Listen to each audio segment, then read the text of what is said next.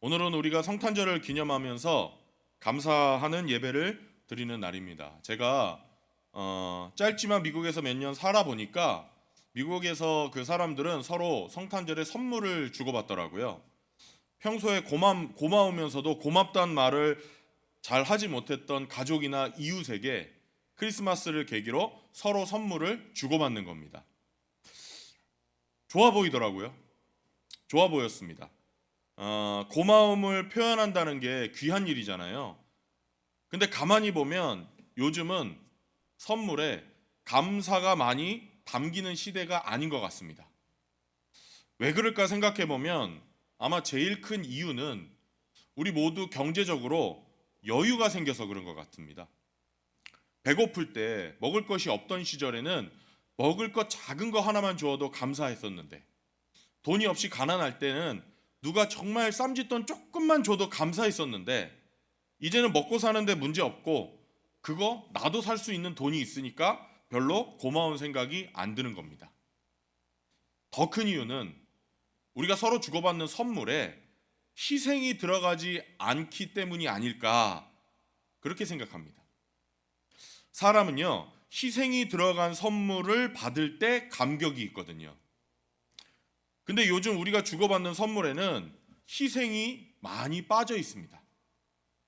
큰 돈도 아니지만 정말 가난한 시골에서 내 할머니가 내가 어려운 시절에 고향이 그리워서 찾아갔는데 꼬깃꼬깃한 돈을 신문지에 쌓아뒀던 것을 나에게 꺼내주면서 격려해줬던 그 말 한마디. 너무나 큰 돈도 아니고 사소한 돈이었지만 그런 돈 받은 거는 평생 못 잊잖아요, 사람이. 왜 그러냐? 그 돈을 모으려면 얼마나 힘들었는지 우리가 알기 때문이죠.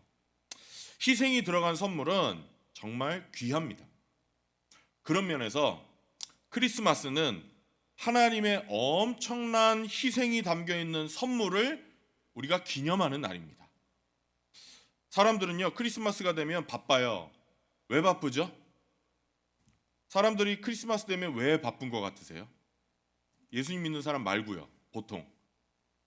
네, 쇼핑하느라고 바쁩니다. 왜 크리스마스에 쇼핑을 그렇게 하는지 저는 잘 모르겠습니다만 쇼핑하느라고 바쁩니다. 근데 크리스마스의 진짜 의미는 하나님이 얼마나 큰 희생을 치르면서까지 우리에게 이 귀한 선물을 주셨는가, 이거를 기념하고 감사하는 것입니다. 하나님이 희생을 치르면서까지 우리에게 주신 선물이 뭐냐? 바로 말 구유에 놓인 아기 예수입니다. 말 구유에 놓인 아기 예수. 이게 바로 하나님이 엄청난 희생을 치르면서까지 우리를 위해 주신 선물이고 사랑입니다. 오늘 우리가 읽은 이 본문 말씀은 여러 번 이야기도 들으시고 설교도 듣고 영화도 보고 연극도 보고 또 TV에도 많이 나오기 때문에 여러분 잘 아시는 얘기일 겁니다. 아우구스투스가 로마의 황제이고 구레뇨라는 사람이 시리아의 총독일 때 아우구스투스 황제가 로마 제국 전체에 호적을 등록하라라는 명령을 내립니다. 호적 등록을 왜 하게 했을까요? 세금을 거두려고 했습니다. 뭘 거두려고? 세금이요. 그래서 황제는요, 모든 사람에게 자기의 본적지로 돌아가서 호적을 등록해라, 이렇게 명령합니다. 마리아와 정혼한 요셉은 다윗의 후손입니다. 그래서 다윗의 고향인 어디로 가야 되냐면 베들레헴으로 가야 됩니다. 호적을 등록하러 그리로 갔습니다. 근데 가만히 제가 이 말씀을 읽다가 생각해 보니까요, 요셉 혼자 가도 되거든요. 남성 위주의 사회니까 그렇잖아요. 그런데 왜 굳이 임신한 아내를 데려갔을까? 그런 생각이 들더라고요. 마리아가 예수님을 잉태한 건 성령의 감동으로 된 것이다 라는 사실은 본인들은 알고 있습니다. 그런데 다른 사람들은 아무리 그걸 설명해줘도 믿을까요? 못 믿을까요? 못 믿죠. 그래서 자기가 없는 틈에 아기를 낳거나 배가 너무 많이 불러서 티가 나면 사람들의 손가락질이나 비웃음을 받거나 아니면 돌에 맞아 죽을까봐 그런 일들을 피하려고 아내를 데려간 게 아닐까? 저는 그런 생각이 들더라고요. 베들레헴에 얼마나 머물렀는지는 나와 있지 않지만 이 진통이 시작됐을 때 호적을 등록하러 온 사람들이 점점 많아지면서 아기를 낳을 방이 없었습니다. 그래서 생각하다가 꺼낸 곳이 어디냐? 마구간입니다. 말구유가, 말 먹이통이 아이 침대랑 비슷하게 생겼으니까 아마 그거를 가지고 가서 깨끗이 닦아서 풀로 덮었을 겁니다.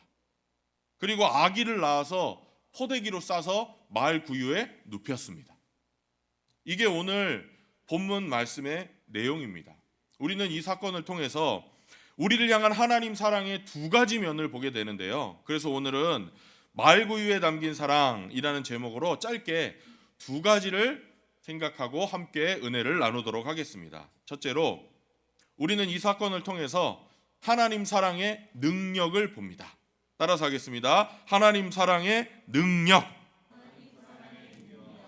하나님은요, 아기 예수님을 우리에게 선물로 주셨다고 했습니다. 하나님은 우리에게 평화의 왕을 주시겠다고 이미 예수님이 태어나기 700년 전에 이사야라는 예언자를 통해서 약속해 주셨습니다. 아기 예수님이 바로 하나님이 우리에게 주시겠다고 약속한 선물입니다. 제가 왜 예수님을 자꾸 선물이라고 강조하느냐? 이 선물에 영생이 달려 있거든요. 이 선물에만 죄의 용서가 달려 있거든요. 이 선물에만 하나님과의 깨졌던 관계 회복의 길이 달려 있거든요. 너무나 귀한 선물입니다. 사실 우리에게 선물로 주신 예수님에 대해서는요, 거의 1000년 동안, 예수님 태어나기 거의 1000년 동안 40명의 사람들이 예언을 해왔습니다. 그 중에서 이사야랑 동시대에 살았던 미가라는 예언자가 이런 예언을 한 것을 우리는 주목해야 됩니다. 미가서 5장 2절입니다. 이사야랑 동시대 사람이니까 예수님 태어나기 700년 전에 이런 말을 한 겁니다. 읽어보겠습니다. 시작.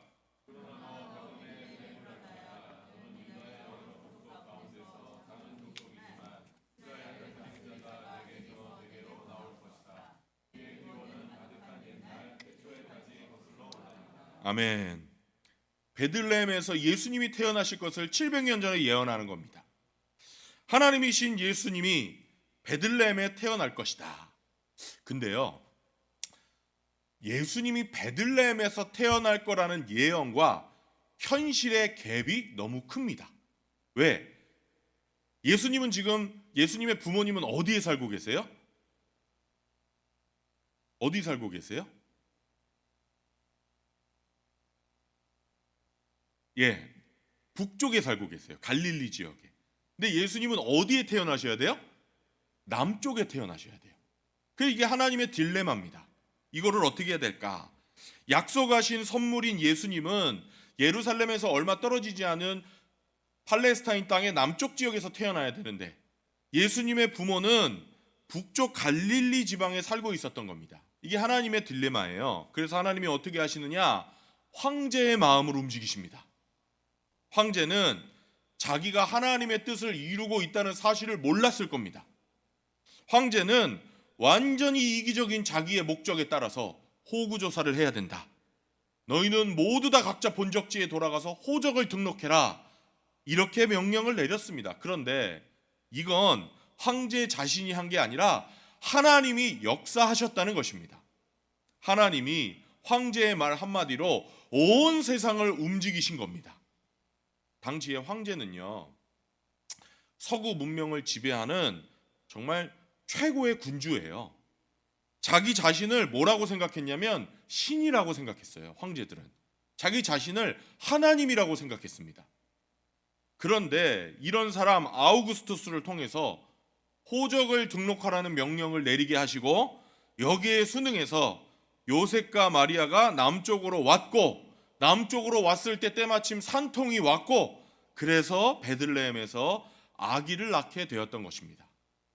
이렇게 하나님의 예언이 하나님의 치밀한 계획 속에서 성취되었습니다. 이게 바로 하나님의 능력입니다. 여러분, 황제라고 해도요, 하나님이 쓰시겠다 하면 도리가 없어요. 하나님이 쓰시겠다 하면 방법이 없습니다. 순종해야 됩니다. 자기가 순종하는 것조차 모르면서, 자기가 하나님의 뜻을 지금 이루고 있다라는 사실조차 모르면서 하나님 뜻에 순종하는 겁니다. 사실 우리 인간의 사랑은요, 능력이 없는 사랑이에요. 우리 인간에게는 사랑할 수 있어도 능력은 없습니다. 이게 무슨 뜻이냐? 우리는 원래부터 이웃을, 다른 사람을 사랑할 수 있는 능력이 없어요. 설사 순간적으로 사랑할 수 있다고 해도 사랑하는 그 사람을 위해서 내가 뭔가를 해줄 수 있는 능력이 있으세요, 없으세요? 저는 없다고 확실히 믿습니다. 제가 안타까움을 가지고 기도하는 이유 중에 하나가 그거예요. 여러분이 가지고 계신, 우리 성도님들이 가지고 계신 경제적인 문제 제가 알아요. 가정의 문제 제가 알아요. 건강의 문제 제가 압니다. 개인의 문제, 가정의 문제들을 제가 들어서 알아요. 기도해달라고 요청하면 제 마음속에요, 안타까움이 있어요. 제가 불쌍히 여길 수는 있고 위로의 말은 전할 수 있지만 제가 실제로 제 능력으로 바꿀 수 있는 건 하나도 없거든요. 그래서 제가 기도밖에 할 수 있는 게 없어요. 근데요, 여러분, 하나님 사랑은요, 능력의 사랑이에요. 저와 여러분처럼 사랑하는 사람이 안타까운 일을 당할 때 발을 동동 구르면서 안타까워만 할 수밖에 없는 그런 사랑이 아닙니다. 하나님은 추상적으로 사랑하시는 분이 아닙니다. 불쌍하다고 연민만 마음속에 가지고 있는 그런 정도의 사랑이 아닙니다. 사랑하는 사람을 위해서 뭔가를 해주실 수 있는 능력의 사랑. 그런 하나님이 사랑의 표현으로 우리에게 누구를? 예수님을 주셨다는 것입니다. 그러려면 약속한 대로 예수님은 베들레헴에서 태어나셔야만 했습니다. 그래서 하나님은 아우구스투스 황제의 마음을 움직여서 자신의 뜻을 이루시면서까지 그 놀라운 사랑을 구체적으로 우리에게 보여주셨다는 것입니다. 갈릴리에 사는 요셉과 마리아가 베들레헴에 와서 아기를 낳아 말 구유에 눕혔을 때, 여러분 상상해 보십시오. 거기 누운 예수님이 바로 하나님의 능력을 상징하는 것입니다. 사랑하는 여러분, 이 하나님의 사랑이 여러분의 삶에서도 매일매일 역사하고 있다는 사실을 믿으시기를 바랍니다. 아까도 말씀드렸지만 아우구스투스 황제는 자기가 하나님 뜻 이루고 있다는 상상도 못했을 거예요. 몰랐습니다. 사실은 요셉과 마리아도요, 호적 명령이 떨어졌을 때 감사 찬송했을까요? 불평했을까요? 저는 100% 불평했을 거라고 생각해요. 지금 산딸이 다가오잖아요. 2000년 전이에요, 여러분. 장거리 여행한다는 게 얼마나 힘든 일입니까? 지금은 우리는 부산도 쉽게 가잖아요. 그때는요, 걸어가거나 나귀 타고 산모니까 아마 태워줬을, 성화 그림에 보면은 타고 있더라고요. 모르겠습니다, 근데. 그런데 황제가 이런 명령을 내린 게 하나님의 섭리라는 것이죠. 이 사람들이 베들레헴 와서 아기를 낳은 것은 하나님의 능력을 나타내는 거예요. 그래서 여러분, 우리가 기도해도, 여러분이 기도하셔도 하나님이 대답하지 않는 것 같을 때가 있습니다. 그렇죠? 그러나 그럴 때조차도 절망하지 마시기를 바랍니다. 왜냐? 예수님을 나에게 주신 하나님은 지금 이 순간에도 역사하고 계시기 때문입니다. 그래서 로마서 8장 28절에 보면 바울이 이 확신에 차서 이렇게 선언하는 거예요. 한번 읽어보겠습니다. 시작. 하나님을 사랑하는 사람들,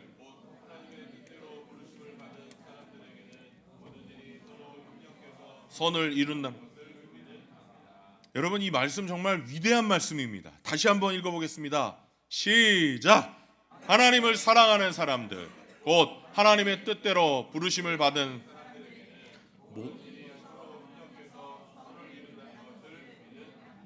아멘.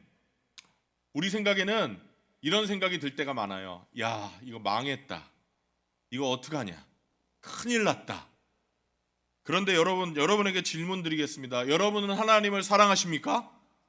정말로 여러분은 하나님의 부름을 받고 예수님을 영접하셨습니까? 그러면 하나님이 지금도 내 삶에 역사하시면서 그분의 뜻을 이루고 있다는 것을 믿으시기를 바랍니다. 모든 것이 서로 협력해서 선을 이루고 있다. 우리가 하나님의 능력의 손길을 볼 수 있는 눈이 없어서 그렇죠. 하나님의 사랑은 추상적이고 감상적인 사랑이 아닙니다. 능력으로 역사하는 사랑. 내가 만약에 하나님을 정말로 사랑한다면 하나님이 나를 왜 사랑하지 않으시겠습니까? 내가 정말로 예수님을 영접했다면 이거는 예수님이 나를 불러주시지 않으면 될 수 없는 일인데 불러놓고 왜 나를 그냥 어려움에 내버려 두시겠습니까? 우리가 그분의 손길을 못 봐서 그렇죠. 지금도 그분의 손길은 내 삶에서 역사하고 있지 않겠습니까? 그런데 예수 믿는 사람들이 이런 체험들을 하고 예수 믿지 않는 사람들 앞에서 이야기를 하잖아요. 그러면 사람들은 이렇게 반응합니다. 이야, 참 잘도 갖다 붙인다. 참 잘도 갖다 붙이네. 아니요, 하나님은 살아계시고 오늘도 그렇게 역사하십니다. 하나님이 살아계신다는 것을 보여주기를 원하시면 오늘도 하나님은 반드시 일하시는 분입니다. 황제의 마음도 쉽게 움직이시는 분이 못 움직이실 게 뭐가 있겠습니까? 온 세상의 질서를 만드신 분이 하나도 조정하지 못하실 것이 없지 않겠습니까? 베들레헴 말 구유에 놓여 있는 아기 예수님이 바로 그 증거가 아니고 뭐겠습니까? 이 세상 누구의 마음도 하나님이 움직일 수 있다고 저는 믿습니다. 여러분 잊지 마십시오. 하나님의 사랑은 감상적이고 추상적인 사랑이 아닙니다. 지금 내 눈에 안 보인다고 해도 정말 하나님을 사랑하고 하나님께 내가 부름을 받은 하나님의 자녀라고 하면 모든 것이 선을 이룰 것이다. 지금도 역사하고 계시다. 하나님은 일하고 계시다. 이 사실을 믿으시기를 바랍니다. 근데 꼭 기억하셔야 될 게 있어요. 뭐냐? 하나님의 사랑은 능력 있는 사랑이기 때문에요. 그 사랑으로 우리에게 이렇게 일하시는 경우가 종종 있습니다. 이게요, 내 생각으로는 조금 이해하기 어려운 경우가 있다는 뜻이에요. 예를 들어서 어떤 사람이 근근히 직장 생활을 합니다. 하나님이 이 사람에게 좀 더 많은 수입을 허락하시고 그래서 좀 더 많은 것을 하나님 나라를 위해서 쓰게 하고 싶으시고 그래서 좀 더 선한 영향력을 사람들에게 끼치게 하고 싶으세요. 그런데 이 사람은 이 직장에만 연연하고 있습니다. 그럴 때 하나님이 어떻게 하실까요? 늘 그러시는 건 아니지만 정말 하나님이 그렇게 하셔야겠다고 생각하면 때로는 회사를 떠나게 하실 수 있습니다. 하나님 편에서 볼 때는 그렇게 할 수밖에 없는 경우가 있다는 거예요. 늘 그러시는 건 아니겠지만 우리는 근데 그런 일을 만나면 회사에 집착하면 집착했을수록 와, 하나님 안 계시나 보다 이런 얘기합니다. 더군다나 기도해도 응답이 빨리 오지 않으면 우리는 하나님이 잠잠하다고 불평합니다. 근데 여러분, 하나님의 사랑은 능력 있는 사랑인데 내가 하나님의 자녀라면 하나님이 나의 기도에 응답해 주지 않으시겠습니까? 왜 나를 가만히 두겠어요? 하나님의 선한 뜻이 이루어지고 있다는 걸 믿으시기를 바랍니다. 부부도 마찬가지예요. 제가 보면 어떤 부부들은요, 예수님을 믿으면서도 적당히 다른 사람만큼 싸우면서 그럭저럭 살아갑니다. 뭐 하면서? 더 심하게는 안 싸우니까 괜찮잖아요. 이렇게 당당하게 이야기합니다. 마음은 병들었는데요, 밖에 나가면 명품 옷으로 가리고 괜찮은 척 치장하고 티 안 내면서 살아갑니다. 그러는 중에 자기들만 모르지 주변 사람들은 다 알 정도로 자식들은 병들어갑니다. 근데 하나님 보시기에는 사실 부부는요, 그것보다 훨씬 더 깊은 관계예요. 훨씬 더 아름다울 수 있는 관계입니다. 우리 창대교회 부부들 중에는 그 아름다운 부부 모습으로 변해가는 분들 계시잖아요. 예, 계시잖아요. 우리 장로님.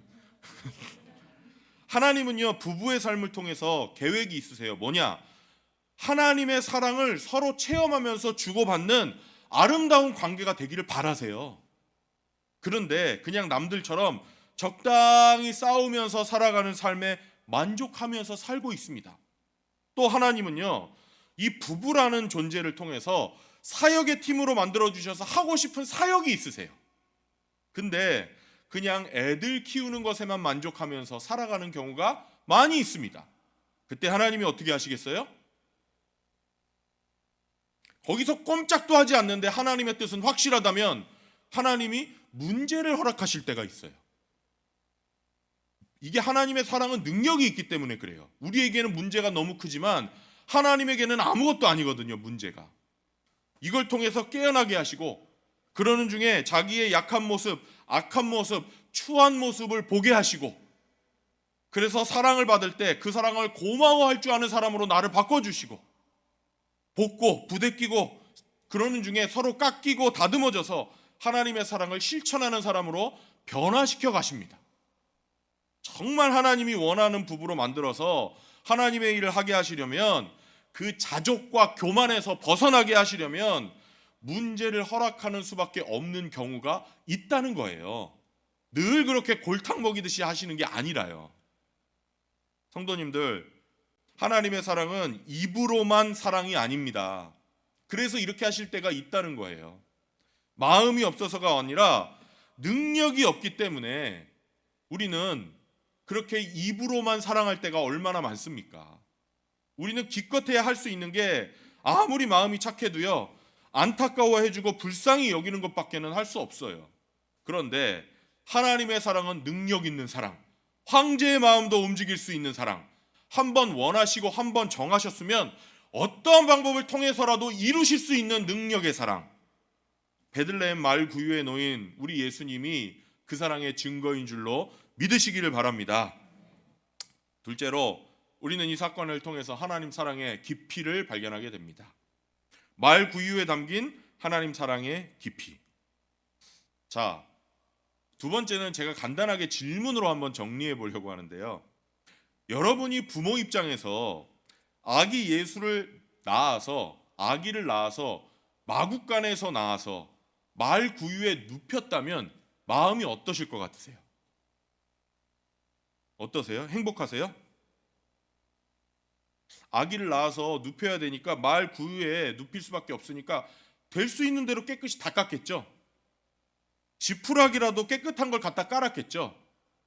그런데 마을 구유를 아무리 닦는다고 해서 말똥 냄새가 없어질까요? 또 마구간에 저는 요번에 설교 준비하면서 생각했는데 우풍이 얼마나 셌겠어요. 상상을 해본 거거든요, 제가. 대단하지 않았겠습니까? 중동 지역은 밤에 굉장히 추워요. 거기는 낮에 해가 뜨겁다고 여러분 밤에도 더울 거라 생각하시는데 해가 없는 곳에는 굉장히 춥습니다, 밤에. 사막이 그렇잖아요. 그런 곳에서 아기를 낳아서 눕혀야 되는 부모 마음이 어땠겠습니까? 요즘 젊은 부모님들 아기 낳으면 아무리 경제적으로 어려워도 남이 쓰던 아기 침대 잘 안 받으려고 하잖아요. 그죠? 근데 상식적으로 생각하면 아기는 금방 크고 금방 크면은 그거 못 쓰게 되잖아요. 그런데도 제 상식적으로는 남이 쓰던 거 그냥 써도 될 것 같은데 돈이 없어도 부득부득 새 거 삽니다. 물론 첫째 때만 그러는 것 같아요. 근데 왜 그래요? 자식 사랑하는 부모 마음이 있으니까 그런 거 아니겠어요? 먹을 걸 좀 덜 먹는다고 해도 세상에 태어나는 처음 아기에게는 좋은 거 해주고 싶은 게 부모 마음이잖아요. 근데 질문입니다. 이런 부모의 마음이 누구에게로부터 왔을까요? 하나님으로부터 왔죠. 자식을 향한 그 사랑의 마음은 하나님으로부터 온 거예요. 아기를 낳아서 포대기에 싸서 마을 구유에 눕히는 그 부모 예수님의 부모 요셉과 마리아의 마음이 찢어지는 것 같았을 거라고 저는 생각해요. 그렇다면 우리 하나님 마음은 어떠셨겠어요? 예수님이 세상에 오신 건요, 고난당하고 죽기 위해서 오셨어요. 십자가에서 죽을 것이 이미 예정돼 있다는 뜻이에요. 그런데 이미 그게 예정돼 있어서 십자가에서 처절하게 죽는 죽음을 죽는다고 해도 우리 하나님 마음에, 우리 아버지 마음에 독생자 예수님을 남들처럼 한번 호화롭게 태어나게 하고 싶은 마음이 없으셨겠습니까? 석가모니는요, 나중에 자기가 원해서 고행의 삶을 살다가 죽었지만 태어날 때는 왕자로 태어나서 남부럽지 않게 자랐습니다. 마호메트는 태어날 때 별 볼 일 없었습니다. 그렇지만 죽을 때는 대제국을 건설하고 황제 노릇을 하다가 죽었습니다. 예수님처럼 이렇게 짐승처럼 태어나서 범죄자처럼 죽는 경우는 없어요. 예수님이 십자가에서 죽으신다고 해도 태어날 때만이라도 좀 편하게 태어나게 하고 싶은 마음이 하나님 아버지께 없으셨겠습니까? 근데 도대체 왜 하나님은 말구유의 그 하나밖에 없는 아들 예수님을 태어나게 하셨습니까? 우리 마음이 너무 완악하기 때문에. 하나님이 우리를 얼마나 사랑하시는지를 보여주시려고 그 아들을 말구유에 태어나게 하신 것입니다. 그래서 예수님은 처음부터 삶을 짐승처럼 시작했고 삶의 끝을 범죄자처럼 끝내셔야만 했던 겁니다. 우리 마음이 완악한 것을 아시기 때문에 하나님이 내가 너희를 사랑하는데 이렇게 사랑한다. 내가 이런 희생을 치르면서까지 너희를 사랑한다. 이것을 알려주시려고 그 마음이 아픈 것을 참으시면서 아들을 말구유에 태어나게 하신 겁니다. 우리를 향한 하나님의 사랑이 얼마나 깊은지를 보여주는 게 바로 말구유에 누이신 예수님입니다. 이제는 그 누구도 하나님이 나를 사랑하지 않는다, 나는 신경 쓰지 않는다, 이런 말 못하게 하시려고, 이 이상은 내가 너를 어떻게 더 사랑하느냐 라고 하나님이 예수님을 통해서 말씀하시는 겁니다. 여러분, 말구유에 있는 우리 예수님이 우리를 향한 사랑, 하나님의 사랑이 얼마나 깊은지를 나타내는 하나님 사랑의 증거인 것을 깨달으시기를 바랍니다. 말씀을 마치겠습니다. 하나님은 엄청난 희생을 치르시고 예수님을 우리에게 선물로 주셨습니다. 그렇다면 우리가 이 선물을 어떻게 해야 됩니까? 여러분 선물을 받아본 적 있으십니까? 선물은 돈 주고 삽니까? 공짜로 받습니까? 공짜로 받죠. 선물은 공짜로 누군가에게 주는 것입니다. 그런데 선물이 되려면 제일 첫 번째 조건이 있습니다. 뭐 해야 될까요?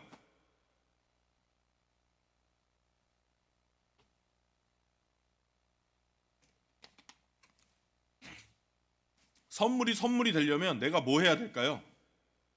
우리 손재영 장로님이 저에게 목사님 그거 선물입니다. 제가 책상 위에 뒀습니다. 얘기하셨어요. 근데 제가 안 가지고 갔어요. 그 다음 주에도 안 가지고 갔어요. 그 다음 주에도 안 가지고 가요. 그럼 선물을 받은 거예요? 안 받은 거예요? 선물이 되려면 받으셔야 됩니다. 공짜로. 아직 예수님을 주님으로 영접하지 않으신 분들 계시다면 주님이 주시는 이 선물을 받으시기를 바랍니다. 예수님이라는 선물에 구원이 달렸고 영생이 달렸고 자유가 달렸습니다. 이미 예수님을 영접하신 분들, 이 구원의 선물을 받으신 분들은 그러면 어떻게 해야 되느냐? 따라서 하십시오. 선물을 즐겨야 됩니다. 선물을 즐기셔야 됩니다. 예를 들어서 제가 손수건을 선물을 이렇게 받잖아요. 손수건 선물을 받으면 제 아내는 저한테 꼭 얘기합니다. 강대상 올라가서 써. 왜 그럴까요? 저는 그런 걸 잘 신경 쓰는 사람이 아니에요. 줬으면 땡이지 이렇게 생각하는 사람인데 가만히 생각해 보니까 맞는 말이에요. 왜냐? 선물하시는 분은 제가 그거를 사용하지 않으면 섭섭해 하시는 것 같아요. 왜 그럴까요? 본인이 사랑의 마음을 담아서 골라서 선물한 거니까 제가 이거를 쓰기를 원하시는 겁니다. 맞죠? 선물을 줬을 때는 뭐 하라고 주는 거예요? 쓰라고, 즐기라고 주는 겁니다. 누구에게 선물 주었을 때 제일 기쁜 게 뭐죠? 받은 사람이 기뻐하고 평소에도 그 받은 선물을 즐겁게 사용하는 거 아니겠습니까? 여러분이 정말 예수님을 주님으로 영접해서 모시고 있다면 우리 예수님을 즐기시기를 바랍니다. 차 타고 가시다가 경치가 아름다우면 와, 우리 주님 진짜 아름답네요. 삶을 사시다가 어려운 일이 있을 때 주님 저 좀 도와주세요.